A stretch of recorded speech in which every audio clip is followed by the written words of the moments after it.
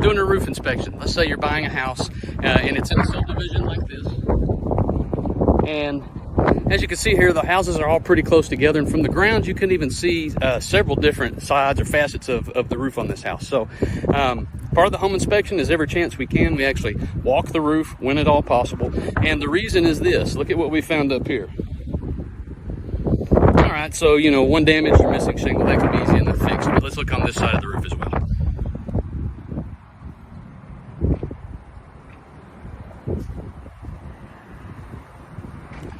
So that's what we're here to do, is to educate and protect. And in this instance, had someone not gotten up here and walked around and had a look, these folks might not have been aware of the fact that this house is in dire need of a new roof. So have a good afternoon.